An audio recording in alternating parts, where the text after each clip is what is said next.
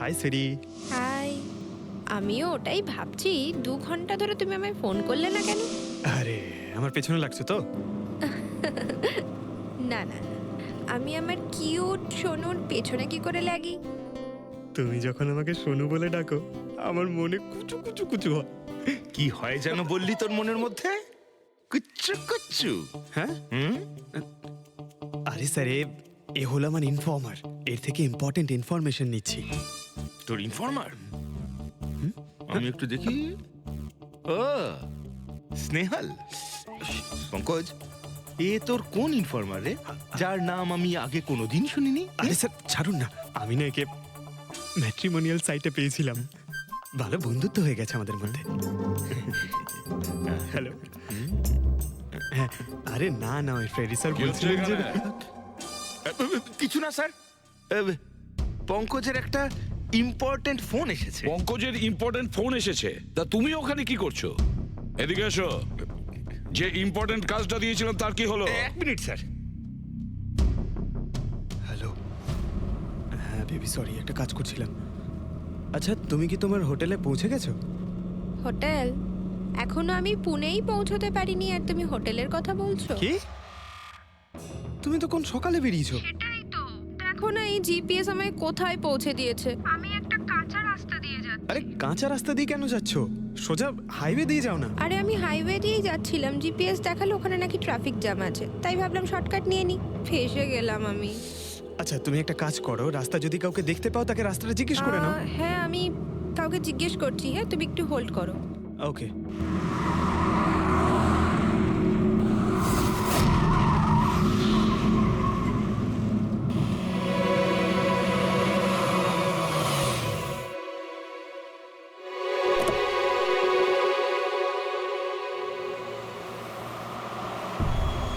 Excuse me, excuse me, আপনি একটু বলতে পারবেন এই রাস্তাটা হাইওয়েতে কানেক্ট হবে কিনা? হ্যাঁ হবে। কত দূর এখান থেকে? হ্যালো স্নেহাল। Hello sir. কি হয়েছে পঙ্কজ? স্নেহাল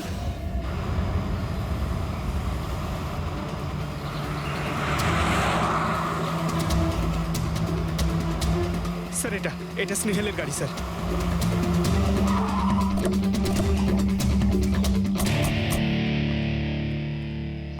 আপনারা? সিআইডি। স্যার, স্যার আমি ইন্সপেক্টর মহেশ, সামনে থানাতেই আমার পোস্টিং রয়েছে। কিছু জানা গেছে? তেমন কিছু জানতে পারিনি স্যার, কিন্তু গাড়ির সামনে থেকে এই ভাঙা মোবাইলটা পড়েছিল পেয়েছি স্যার।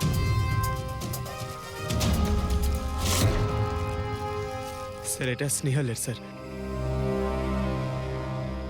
এটা তো পুরোপুরি ভেঙে গেছে, মনে হচ্ছে কোনো গাড়ি চাপা দিয়ে এটাকে ভেঙে দেওয়া হয়েছে। স্যার হয়তো অপরাধী এই গাড়িটা করেই এসেছিল আর তারপরে ওকে এই গাড়িটা করেই নিয়ে গিয়েছে। স্যার এদেরকে যদি একবার হাতে পাই না, একটাকেও ছাড়বো না। আচ্ছা পঙ্কজ, স্নেহালের কারোর সঙ্গে কোনো শত্রুতা ছিল? স্যার সাদা সিধে মেয়ে ছিল স্যার, ওর কারোর সঙ্গে কোনো শত্রুতা নেই। ঠিক আছে, আমরা স্নেহালকে খুব তাড়াতাড়ি খুঁজে বার করবো।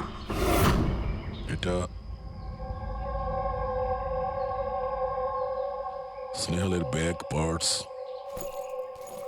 এই ল্যাপটপের মতো দামি জিনিসটাও গাড়িতে? স্যার এই অপরাধটা লুটপাটের জন্য তো শুধু হয়নি। আমি একটা কথা কিছুতেই বুঝতে পারছি না, এই স্নেহাল পুনা যাচ্ছিল তো এই রাস্তায় কেন এলো? মানে এই রাস্তা তো পুনায় যায় না। জিপিএস এর জন্য স্যার, জিপিএস দেখে ওই রাস্তায় এসেছে। জিপিএস ভুল রাস্তায় নিয়ে এসছে, এটা কি করে সম্ভব? স্যার অ্যাকচুয়ালি কি হয়েছিল, জিপিএস হাইওয়েতে ট্রাফিক জ্যাম দেখিয়েছিল, সেই জন্য এই রাস্তাটা ধরেছিল। ও, তার মানে স্নেহাল খুব বড় ষড়যন্ত্রের শিকার হয়েছে। গাড়িতে কিছু পাওয়া গেল সারিকা? কিচ্ছু পাওয়া যায়নি, আর না পাওয়ার কোনো আশা আছে। কেন এরকম কেন বলছো? তুমি এই গাড়িটার থেকে কোনো অদ্ভুত স্মেল পাচ্ছ কি? হ্যাঁ, এই কেমিক্যালের মতো কোনো একটা জিনিসের গন্ধ। এক্স্যাক্টলি, এটা কেমিক্যালের গন্ধ। অপরাধী যাওয়ার আগে এই গাড়িটা ভালো করে পরিষ্কার করে গেছে জিম্বোকোলক্সি নামের কেমিক্যাল দিয়ে। এখন এই গাড়িটার থেকে না তো কোনো আঙুলের ছাপ পাওয়া যাবে আর না ডিএনএ। এই কাজটা তো কোনো প্রফেশনালের।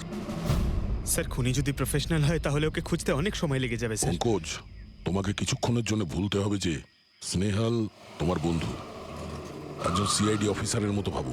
Right sir. স্নেহালের মম ড্যাড। আন্টি, বাবা পঙ্কজ, কিছু জানতে পারলে? আন্টি আপনি চিন্তা করবেন না স্যার, আমি আমাদের পুরো টিম রয়েছে, স্নেহালকে খুঁজে বার করব। সকাল সকালও বাড়ি থেকে বেরোনোর সময় খুব খুশি ছিল, জব ইন্টারভিউয়ের জন্য যাচ্ছিল তো। আমি ওকে বলেও ছিলাম তুই পুনা যাচ্ছিস যখন ট্রেনে চলে যা, কিন্তু ও আমার কথা শুনলো না। এই স্নেহাল পুনা যাচ্ছে, সেটা কে কে জানতো? আমরা বাড়ির লোকেরা আর ওর কিছু বন্ধু বান্ধব। পুনাতে কোন কোম্পানিতে যাচ্ছিল এই ইন্টারভিউ দিতে? Okay take. ওখান থেকে রোহিত বলে একজন ফোন করেছিল। রোহিত? আপনাদের ছাড়াই রোহিত জানতো যে স্নেহাল পুনা আসছে।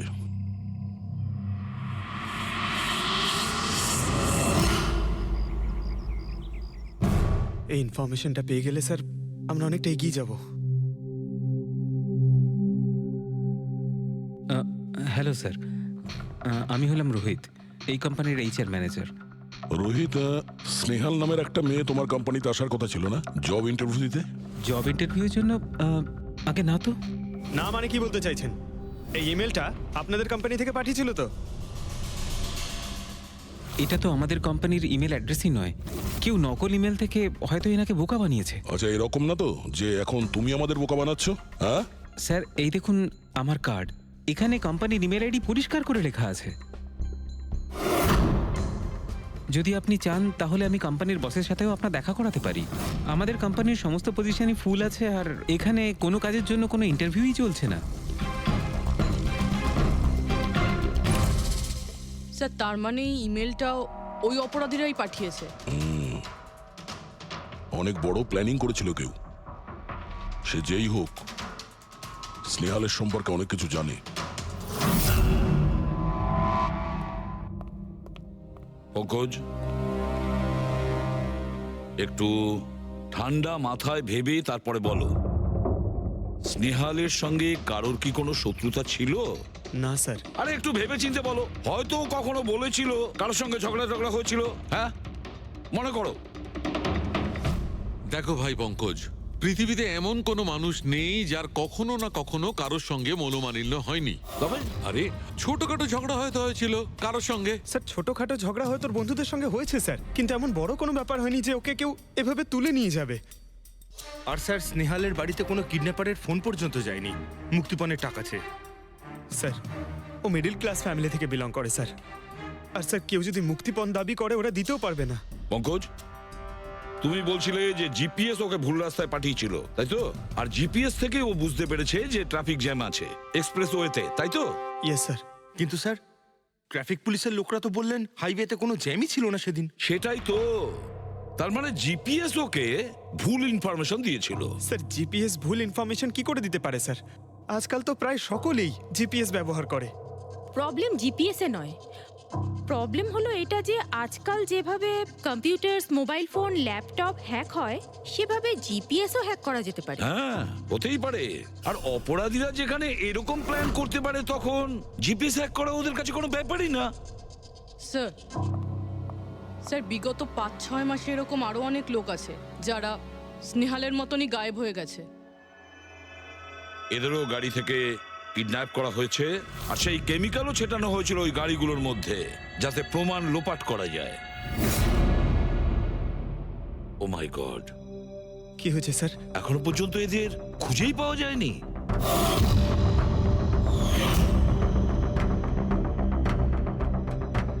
পঙ্কজ, এভাবে ভয় পাবে না, বুঝেছ? স্নেহালকে আমরা খুঁজে বের করবই, ওর কোনো ক্ষতি হতে দেব না, ভয় পেও না। রবি, দেখো তো ক্রাইম ব্রাঞ্চের ইন্সপেক্টর সমীর, উনি এই কেসটা হ্যান্ডেল করছে, ওনাকে বিরতি রাখো। নিখোঁজ হয়েছেন। প্রথমে ওনাদের চাকরি কিংবা ফ্রি গিফটের লোভ দেখিয়ে ডাকা হয়েছে, তারপরে জিপিএস হ্যাক করে গাড়িতে তুলে নিয়ে যাওয়া হয়েছে, তারপর কেমিক্যাল ঢালা হয়েছে যাতে প্রমাণ সব নিশ্চিহ্ন হয়ে যায়। সমীর, সেসব আমরা জেনেই গেছি। যদি নতুন তথ্য কিছু পাওয়া গিয়ে থাকে বা নতুন কিছু যেটা দিয়ে আমরা অপরাধীর কাছে পৌঁছতে পারি। স্যার, গত মাসে এরকম নতুন কিছু একটা পেয়েছিলাম। স্যার দাঁড়ান, এখানেই দাঁড়ান স্যার।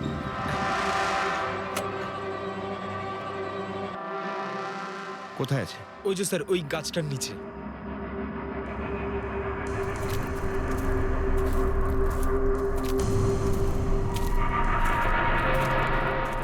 কি হলো, চলো।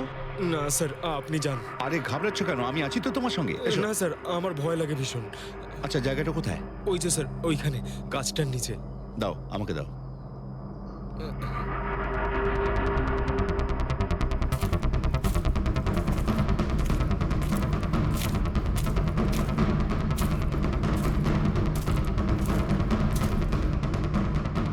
কি এই জায়গাটাই তো?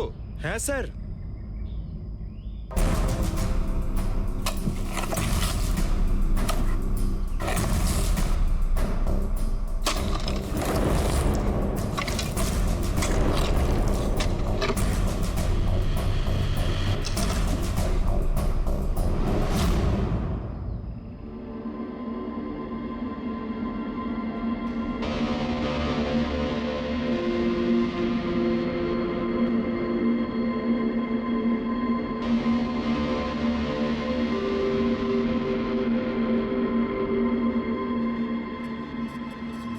নিখোঁজ লোকেদের মধ্যে একজনকে অ্যাসিড ঢেলে পুরো পুড়িয়ে দেওয়া হয়েছিল।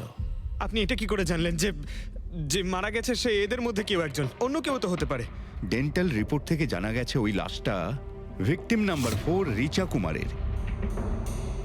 বাকি যারা নিখোঁজ হয়েছিল তাদের কি খবর? না স্যার, কারোর কোনো খোঁজ পাওয়া যায়নি।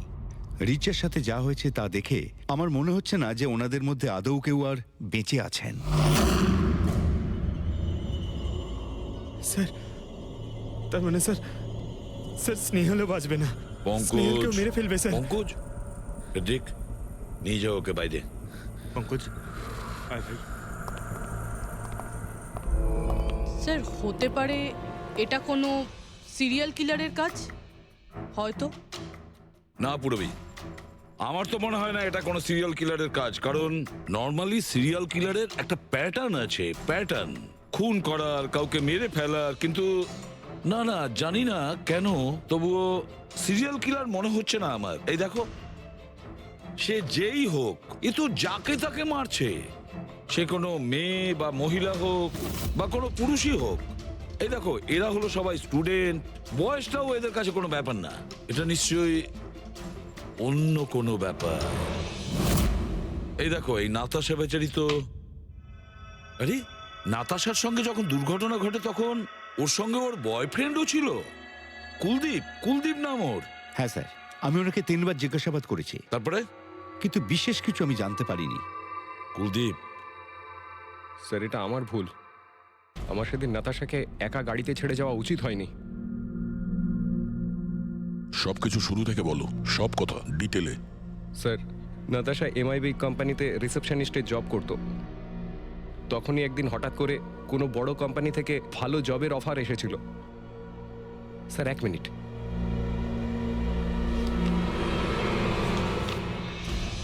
স্যার, আগের চাকরিতে নাতাশার স্যালারি কত ছিল? স্যার, 20,000 টাকা। আর এই চাকরিতে 1 লক্ষ টাকা স্যালারি দেওয়া হচ্ছে। তোমার খুব অদ্ভুত মনে হয়নি যে হঠাৎ কেউ এত বড় চাকরি কেন দেবে? স্যার, অদ্ভুত তো লেগেছিল স্যার, কিন্তু আমরা তখন ভেবেছিলাম যে এটাই হয়তো ভাগ্যের খেলা। আর আমি আমার গাড়ি নিয়ে নাতাশাকে ইন্টারভিউতে পৌঁছে দিতে চলে গেলাম। এ কোন পথে চলেছি আমরা দুজনে একসাথে গাড়িতে। আরে থামো থামো কুলদীপ, আমি তোমাকে কতবার বলেছি বলো তো, তুমি গান গেও না।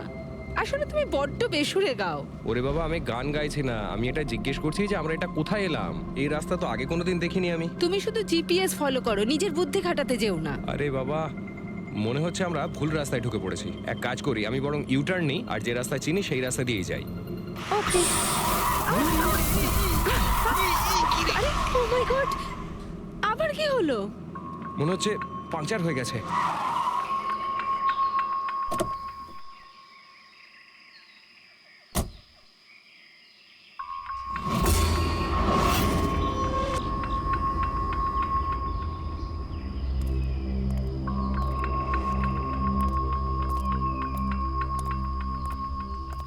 ও নো, দেখো, 2টো টায়ারই পাংচার হয়ে গেছে। একটা হলে তো পাল্টানো যেত। তাহলে এবার কি করব? এখানে ট্যাক্সি, অটো কিছুই তো পাওয়া যাবে না। দাদা দাদা দাদা, 1 মিনিট 1 মিনিট। এখানে আশেপাশে কত মেকানিক পাওয়া যাবে? হ্যাঁ আছে তো, 2 কিলোমিটার সামনেই আছে। কি হয়েছে, পাঞ্চার হয়ে গেছে নাকি? হ্যাঁ দাদা, আমাকে একটু ছেড়ে দেবেন? ছেড়ে দিতে পারি, কিন্তু 50 টাকা আরে লাগবে। 100 টাকা নিয়ে নেবেন, চলুন। আরে কুলদীপ, তুমি আমাকে এখানে একা রেখে যাচ্ছ? আমি যাবো আর আসবো, ঠিক আছে? আমার তোমার সাথে আসাই উচিত হয়নি। লাভ ইউ সোনা। 10 মিনিট তুমি ভেতরে বসো, বাইরে বেরোবে না। আমি যাবো আর আসবো, চলো চলো। ও আমাকে বলেও ছিল যে আমি ওকে যেন একলা ছেড়ে না যাই। যদি আমি ওর কথাটা শুনতাম গো। তারপর তুমি মেকানিককে নিয়ে ওখানে পৌঁছলে, আর ওখানে নাতাশা ছিল না? না স্যার। স্যার, ওই বাইকের লোকটা এদের সঙ্গে মিলে আছে। হতে পারে। তুমি ওই বাইকওয়ালাকে দেখেছো? কিছু মনে আছে? না স্যার, ও তো হেলমেট পরেছিল।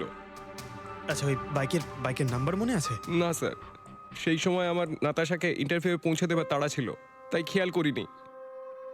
আচ্ছা, এই নাতাশা কোনো ডায়েরি টায়েরি কিছু লিখতো? আমি বলতে চাইছি যে সারাদিন কি করেছে, কিংবা মিটিং শিডিউলস। ডায়েরি তো নেই, কিন্তু হ্যাঁ ল্যাপটপ আছে, যাতে ও নিজের জরুরি বিষয়গুলো লিখে রাখতো। দেখান। একটু খোলো এটাকে। পাসওয়ার্ড 20/04/1987।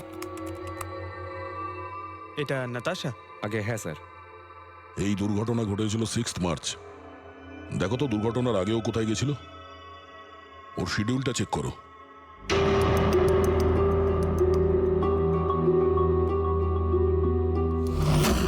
স্যার 3 মার্চ ও জেডি ল্যাব গিয়েছিল ব্লাড টেস্ট করাতে। হ্যাঁ তো?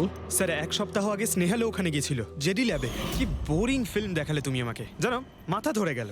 হ্যাঁ, ফিল্মটা একদম বোরিং ছিল না। আরে কি বোরিং ফিল্ম ছিল। আমার খুব খিদে পেয়েছে, চলো ওখানে গিয়ে কিছু খেয়ে নি। না, আমি খেতে পারবো না, তুমি খেয়ে নাও। আমাকে এখন 12 আওয়ার্স ফাস্টিং করতে হবে। আমার কাল ব্লাড টেস্ট আছে। Blood test? তোমার কি হয়েছে? Relax, it's just a blood test, normal routine checkup. আরে বাবা, তুমি তো ভয় দেখিয়ে দিয়েছিলে আমায়। আচ্ছা, ব্লাড টেস্টে ভয় পেয়ে গেলে, আর যদি আমার কিছু হয়ে যায় তখন কি করবে? তখন অন্য কেউ চলে আসবে। কি? অন্য কেউ? হ্যাঁ, অন্য কেউ? আরে মেরো না, সাহস হলো কি করে? এখানে আমাকে মেরো না তুমি। এখানে আমার একটা সম্মান আছে। I love you, I love you, I love you. আরে তোমার কিছু হতেই দেব না। স্যার, হ্যাঁ। যা সন্দেহ করেছিলাম তাই হলো। সব ভিকটিমই গায়েব হয়ে যাওয়ার ঠিক আগে ব্লাড টেস্ট করিয়েছিল ওই জেডি ল্যাব থেকে। জেডি ল্যাব থেকে? ঠিক আছে, একটা সূত্র তো পাওয়া গেল। আর স্যার, যাদের যাদের বাছা হয়েছিল তাদের কাছে একটা বিশেষ ইমেল এসেছিল টেস্টের কয়েকদিন আগে। কিরকম ইমেল? স্যার, ওই ইমেলে এটা লেখা ছিল যে ওরা পুরো টেস্টটাই 500 টাকায় করতে পারবে। স্যার, এরকম ইমেল তো স্নেহালের কাছেও এসেছিল। কি? 500 টাকায় তো আজকাল একটা টেস্ট করানো সম্ভব নয়। বস একটু দেখি কি কি আছে। হ্যাঁ, দেখো একবার।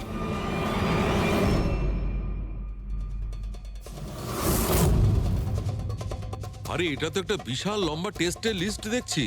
এ তো 500 টাকায় হবেই না, কম করে 15-20 হাজার টাকা লাগবে। কি বলছো তুমি? হ্যাঁ, ব্যাপারটা বেশ গোলমেলে মনে হচ্ছে সালুখে।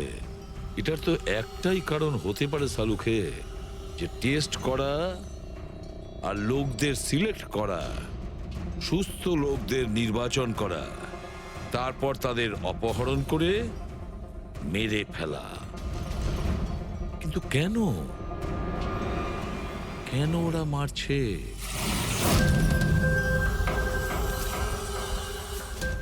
স্যার, আপনাদের নিশ্চয়ই কোনো ভুল হচ্ছে। 500 টাকাতে এতগুলো রিপোর্ট করা সম্ভবই নয়। এটা তো আমরাও বলছি। এতগুলো টেস্ট 500 টাকা কি করে হয়? এই ল্যাব এত দয়ালু কি করে হয়ে গেল যে এত কম টাকায় এতগুলো টেস্ট করছে? স্যার, আমরা এরকম কোনো মেল পাঠাইনি। আচ্ছা, ওসব ছাড়ো। ঠিকঠাক বলবে নাকি আরো কিছু পদ্ধতি অবলম্বন করতে হবে আমাদের? 1 মিনিট স্যার, আপনি এভাবে মিথ্যে অভিযোগ দিয়ে আমাদের ভয় দেখাতে পারেন না। আপনি যাদের নাম বলছেন তারা তো আমাদের ল্যাবে আসেইনি।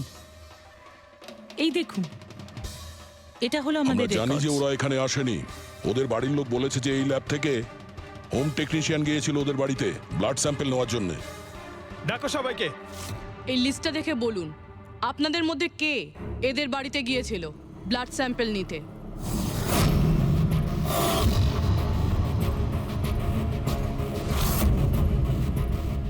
আমি যাইনি স্যার।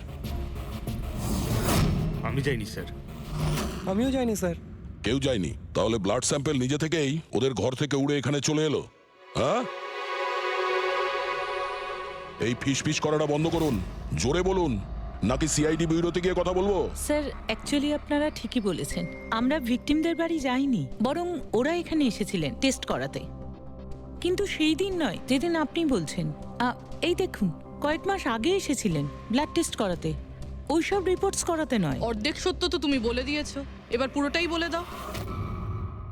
কি করেছো তোমরা এদের সাথে? বলছি তো আমরা কিচ্ছু করিনি। নিশ্চয়ই কেউ আমাদের নাম নিয়ে নকল ইমেল পাঠিয়েছে। কিন্তু ওই নকল ইমেল পাঠানো লোকেরা কি করে জানলো যে তোমার ল্যাবে কোন কোন পেশেন্ট এসছে ব্লাড টেস্ট করানোর জন্য? তার মানে কেউ তো আছে এই ল্যাবে যে ওই অপরাধীদের এই ডিটেল দিচ্ছিল। কে? আচ্ছা একটা কথা বলুন, যতগুলো লোক নিখোঁজ হয়েছে তাদের সবার যে ব্লাড রিপোর্ট এসছে তার কোনো কমন ব্যাপার আছে?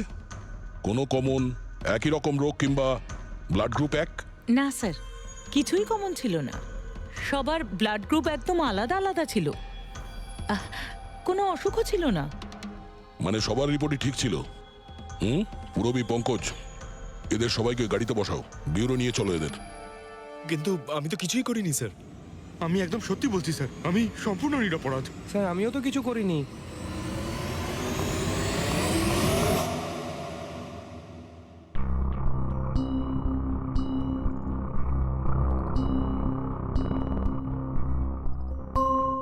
না স্যার, এদের মধ্যে কেউই তো সেদিন আমাদের বাড়িতে ব্লাড নিতে আসেনি। আপনি ঠিক দেখেছিলেন? হ্যাঁ, আপনি পুরো নিশ্চিত যে এদের মধ্যে কেউ ছিল না? না স্যার, কেননা ওই লোকটা টুপি পরেছিল। স্যার স্যার জেডি ল্যাবের বাকি এমপ্লয়ীদের ডিটেলস বের করেছি, যাদের উপর আমাদের সন্দেহ আছে। আচ্ছা, তারা কারা? একজন নয় স্যার, এরকম 4 জন লোক আছে যাদের উপর ভালো মতো সন্দেহ করা যেতে পারে। আচ্ছা, স্যার সবার আগে সন্তোষ, এর স্ত্রী 8 মাস ধরে হসপিটালে রয়েছে, আর চিকিৎসা করার জন্য এর কাছে কোনো টাকাও ছিল না। জানি না হঠাৎ করে এর কি লটারি লেগে গেল যে যে সব টাকা পয়সা মিটিয়ে নিজের স্ত্রীর চিকিৎসা করিয়ে নিল। আচ্ছা। আর স্যার দ্বিতীয় ব্যক্তি হলো যতীন। 8 মাস আগে জেডি ল্যাবে ও এই চাকরিটা পেয়েছিল, আর এই সমস্ত ঘটনা শুরু হয় 7 মাস আগে। মানে এই চাকরিতে জয়েন করার পর থেকেই এই সমস্ত ঘটনাগুলো শুরু হয়। বাকি দুজন? স্যার সিদ্ধেশ আর মালিনী, এদের স্যালারি ওই 18 আর 20,000, কিন্তু তারপরেও এরা বিগত 6 মাসে 2বার ফরেন ট্রিপ করে ফেলেছে। আচ্ছা, সন্তোষ, যতীন, সিদ্ধেশ আর মালিনী। মনে হয় আবার জেডি ল্যাব যেতে হবে। হ্যাঁ, আমি গেছিলাম ইউরোপে ছুটি কাটাতে, কিন্তু ওই টাকাটা কোনো অসৎ পথে আসেনি। আমার কাকা আমার জন্য 25 লাখ টাকা রেখে গেছেন ওনার উইলে। আর মালিনী দেবী, আপনি ইউরোপ ঘুরে এলেন, তা আপনার জন্য কেউ সম্পত্তি কিছু রেখে গেছিল নাকি? না স্যার, আসলে আমি সিদ্ধেশের সাথেই গিয়েছিলাম। সিদ্ধেশের সঙ্গে? অ্যাকচুয়ালি মালিনী আর আমি একে অপরকে ভীষণ ভালোবাসি। ও, লাভ স্টোরি। হ্যাঁ, আমি আমার ওয়াইফের চিকিৎসা করিয়েছিলাম, কিন্তু কোনো খারাপ কাজ করে নয়, ওর গয়না বিক্রি করে। আর তাছাড়া আমার বাড়িটাও বন্ধক দেওয়া রয়েছে। যদি আপনারা পেপারস দেখতে চান তাহলে সেটাও দেখাতে পারি আমি। হ্যাঁ স্যার, সন্তোষ তো সারাদিন ধরে অফিসেই থাকে, এ কখন যাবে কারোর ব্লাড স্যাম্পল নিতে? আর যতীন? যতীন তো খুব কমই অফিসে আসে, তখনই আসে যখন কোনো জরুরি কাজ থাকে। আচ্ছা, তার মানে এই আমাদের লোক হতে পারে। এই যতীনকে কোথায় পাবো?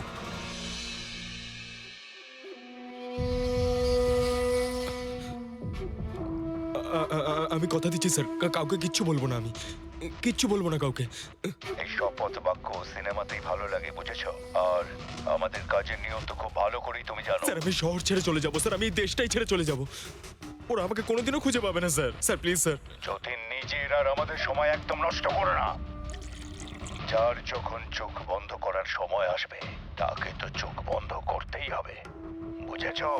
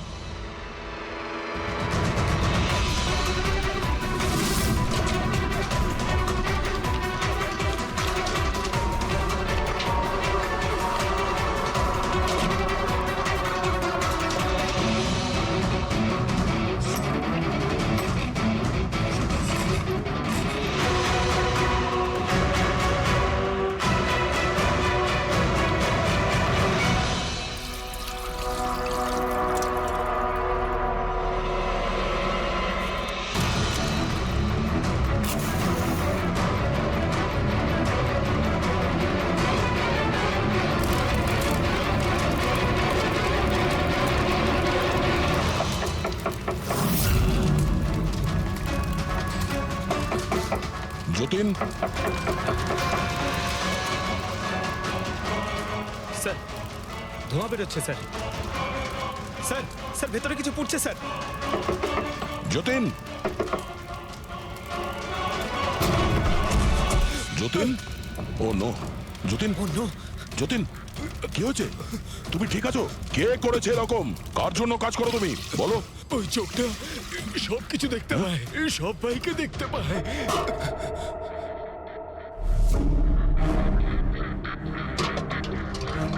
কি?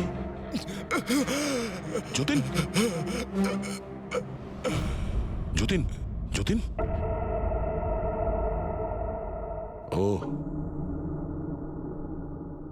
ওই চোখটা সবকিছু দেখতে পায়।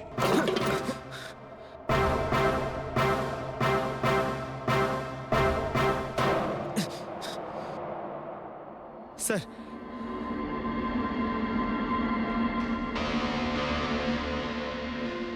স্যার হয়তো হার্ড ডিস্ক থেকে কিছু জানা যেতে পারে। বস, মেক্রি ডেনথোনিং নামের বিষের জন্য এ মারা গেছে। মেক্রিডেন্থোনিন? আরে এটা তো সেই বিষটা না যেটা কারো শরীরে প্রবেশ করার মাত্র 5 মিনিটের মধ্যে লোকটা মারা যায়? হ্যাঁ স্যার, খুবই মারাত্মক বিষ। আর এই বিষটা খুবই গোপনভাবে লুকিয়ে রাখা হয়েছিল এর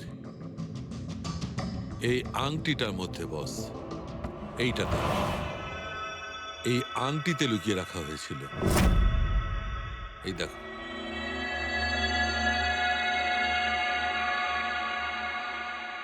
এই যে, এই যে দেখতে পাচ্ছ ছোট্ট একটা পিন, এই ছুঁচে বিষটা ছিল, আর এইটা এই আংটির ওপর ছিল। আর বস, এই আংটিটার ওপরটাকে যদি এভাবে ঘোরানো হয় তখন এই পিনটা বাইরে বেরিয়ে আসে এইভাবে। আর যখনই এই সূঁচটা ওর আঙুলে ফুটে যায়, সঙ্গে সঙ্গেই বিষটাও সারা শরীরে ছড়িয়ে যায়। কিন্তু স্যার, যতীন নিজেকে শেষ করতে যাবে কেন? ফেডরিক, যতীনের ধরা পড়ার ভয় ছিল। একটা কথা তো স্পষ্ট যে যতীন নিজের বসকে, মানে যার হয়ে ও কাজ করত, তাকে খুব ভয় পেত। এত ভয় পেত যে যখন ও জানতে পারে আমরা ওকে ধরতে যাচ্ছি, তখন ও সুইসাইড করলো, যাতে ওর সাহায্যে আমরা ওর বসের কাছে পৌঁছতে না পারি। বুঝলে, এই কেসটা শুধু কিডন্যাপিং আর সিরিয়াল কিলিং এর নয়, এটা অনেক বড় চক্রান্ত, খুব বিপজ্জনক বড় একটা চক্রান্ত। এর পেছনে একটা কোনো বড় গ্যাং ইনভলভ, খুব বড় গ্যাং। সেই গ্যাং যার সিম্বল হলো চোখ। স্যার, হ্যাঁ স্যার, ল্যাপটপে কিছুই পেলাম না। সব ফাইল নিজে নিজেই ডিলিট হয়ে গিয়েছে অটো ডিলিটেশনের জন্য। আর হার্ড ডিস্ক? স্যার হার্ড ডিস্কও ড্যামেজ হয়ে গেছিল, কিন্তু একটা লিস্ট আমরা রিকভার করেছি। হ্যাঁ স্যার।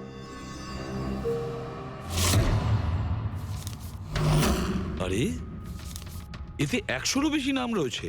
স্যার স্নেহালের সঙ্গে আরো যারা উধাও হয়েছিল সবার নাম এই লিস্টে আছে, কিন্তু স্যার কারোর তো কোনো রোগ নেই। নিশ্চয়ই এই লিস্ট যতীন ওই জেডি ল্যাব থেকে চুরি করে ওর বসকে দিয়ে দিয়েছে। কিন্তু কে হতে পারে এই লিস্টের মধ্যে যার মৃত্যুর নাম্বার এসে গেছে? কে হতে পারে? একটা কাজ করো, এই লিস্টে যতজন আছে, যতজনের নাম আছে, প্রত্যেককে ফোন করো, সতর্ক করো তাদের, ওদেরকে জানাও যে ওদের প্রাণের ঝুঁকি আছে।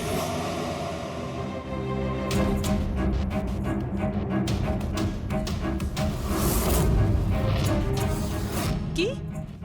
আরে না, আমি আর কি মারছি না। আমি সত্যি সিআইডি থেকে বলছি। আপনার প্রাণ সংশয় আছে, সেই জন্যই বলছি। যতক্ষণ আমরা না বলবো, আপনি প্লিজ বাড়ি থেকে বাইরে বেরোবেন না। কি চাকরির ইন্টারভিউ? যেও না আলিশা। কিন্তু আমি তো এক্ষুনি বেরোবো। না, বাড়ি থেকে তুমি বেরিও না। Alisha, Alisha, hello hello hello Alisha. কি হয়েছে হ্যালো? ফেডরিক, কি হয়েছে? স্যার, আলিশা নামের একটি মেয়ের চাকরির জন্য একটা ইন্টারভিউ কল এসেছিল। এখন ওর ফোনটা বন্ধ পাচ্ছি স্যার।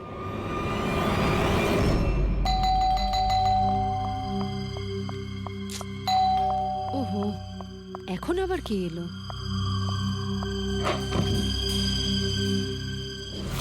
আলিশা, হ্যাঁ, আপনারা? সিআইডি। মাই গড, মানে আমি যে মডেলিং এর অফারটা পেয়েছি সেটা ভুয়ো? ওই লোকগুলো আমাকে কিডন্যাপ করতে চায়? হ্যাঁ, কিন্তু এখন আর ঘাবড়ানোর কোনো প্রয়োজন নেই। আলিশা এখন ইন্টারভিউর জন্য যাবেও, আর ওর কিছু হবেও না। না স্যার, আমি ইন্টারভিউ দিতে যাব না স্যার, আমার খুব ভয় করছে। তুমি যাবে না, অন্য কেউ যাবে, আলিশা সেজে।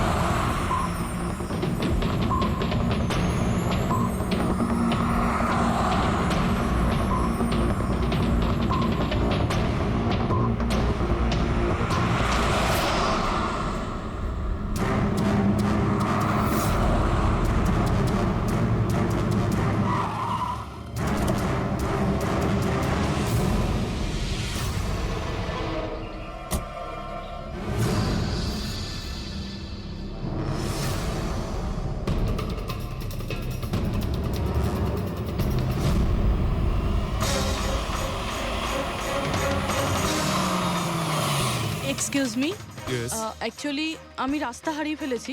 ওই জিপিএস এ কিছু প্রবলেম হয়েছে, তো একটু হেল্প করতে পারবেন? আপনি কোথায় যেতে চান ম্যাডাম? আমার এই সামনেই, আমি এখনই বলছি।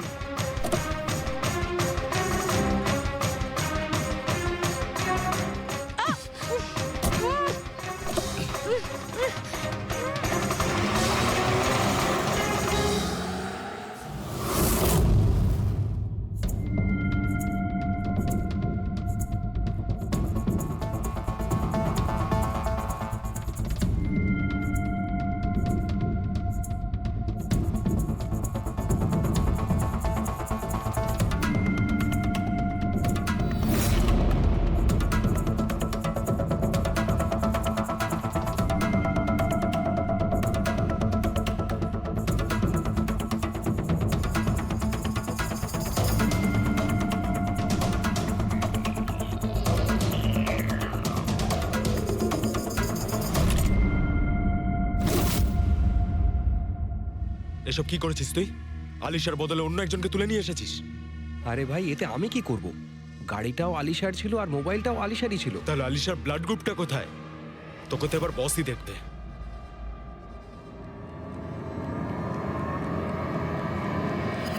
Hello beautiful.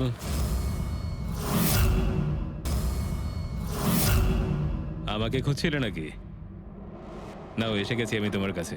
হ্যাঁ, চলো। ছাড়, ছাড় আমাকে।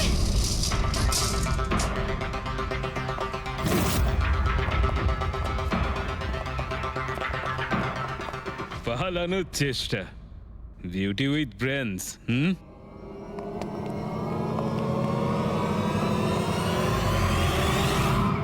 কি হলো? তোমরা কি মাছি দাঁড়াচ্ছিলে নাকি? ভাগ্যিস আমি সময় মতো এসে গেছিলাম। তল্লাশি নাও এর ভালো করে।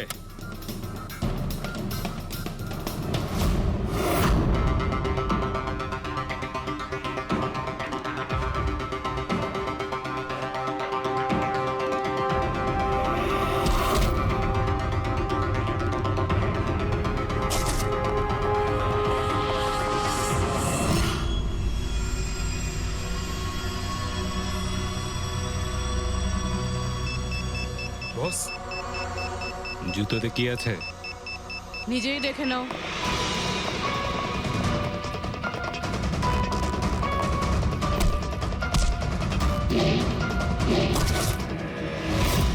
পা থেকে খোলো। খোল। কত টাইম লাগাস রে তোরা? হ্যাঁ,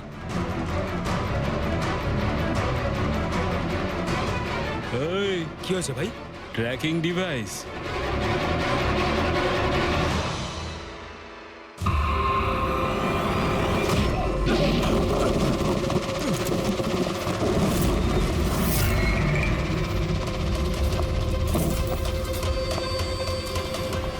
তোরা ঠিক করে চেক করিসনি নাকি? আর তুই হিরোইন, কে রে তুই?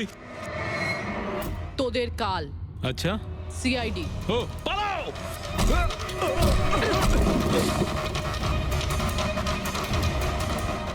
পুরবি স্যার স্যার ওইদিকে পালিয়েছে।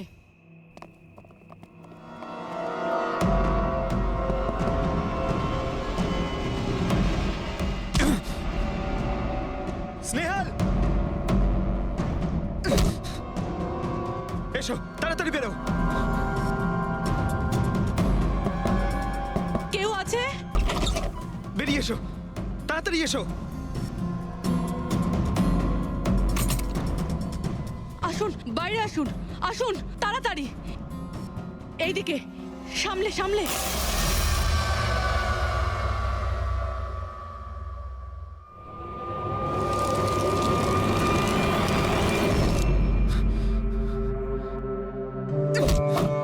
স্নেহাল, পঙ্কজ, তুমি ঠিক আছো তো? ভেবেছিলাম আমি আর এখান থেকে কোনোদিন বেরোতে পারবো না। তুমি যেখানেই থাকতে আমি তোমায় ঠিক খুঁজে বার করতাম। তুমি আমাকে এত ভালোবাসো? আরে তোমাকে খুঁজতে গিয়ে আমার 10 কিলো ওজন কমে গেছে পাগল। চলো চলো তাড়াতাড়ি চলো।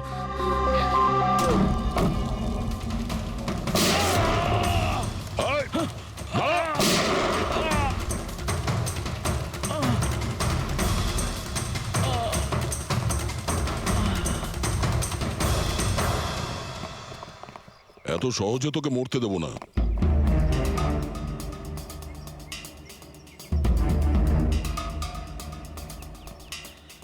বল, এখানে কি হচ্ছিল? কার কথা এসব কাজ করছিলি তুই? আমরা যাদের জন্য কাজ করি না, তোমরা ওদের ব্যাপারে কিচ্ছু জানতে পারবে না। ওদের চোখ তোমাদের দেখতে পাবে, কিন্তু তোমরা ওদের কখনো দেখতে পাবে না। আমরা দেখতে পাবো না? আহা। শরীরের অঙ্গ প্রত্যঙ্গের জন্য লিভার, কিডনি, আসলে ব্যাপারটা হলো আজকাল সব জিনিস ট্রান্সপ্লান্ট হয়ে যায় তো। কি মানুষের শরীরের অঙ্গ প্রত্যঙ্গ স্মাগলিং এর এত বড় চক্র চলছে? হ্যাঁ, জেডি ল্যাবের মতো এরকম অনেক ল্যাব আছে যেখান থেকে আমরা লোকেদের ডাটাবেস চুরি করি আর ওদের মধ্যে থেকে সুস্থ লোকেদের বাছি, যাতে ওদের অর্গানস বেচে কোটি কোটি টাকা আমরা বিদেশিদের থেকে কামাতে পারি। কোন বিদেশিদের? কোন বিদেশিদের? সারা পৃথিবীর বিদেশিরা একটা স্পেশাল ওয়েবসাইটে আসে যেখানে মানুষের শরীরের আলাদা আলাদা অঙ্গ প্রত্যঙ্গের নিলাম হয়। একবার টাকা আমাদের অ্যাকাউন্টে চলে এলে আমরা ক্লায়েন্টের ব্লাড গ্রুপের লোককে খুঁজে বের করি ওই লিস্ট থেকে। তারপর ওদের 500 টাকা টেস্ট করার জন্য মেসেজ পাঠাস, যাতে এটা জানতে পারিস যে ওদের হাঁটু, লিভার কিংবা হার্ট তোদের ক্লায়েন্টের সঙ্গে ম্যাচ করছে কিনা। হ্যাঁ, একদম ঠিক। ম্যাচ হওয়ার পরে আমরা ওদের ইন্টারভিউয়ের জন্য ডাকি, ঠিক ওই রকম ভাবে যেভাবে একটা মাকড়সা একটা মাছিকে লোভে জেলে ফাঁসায়।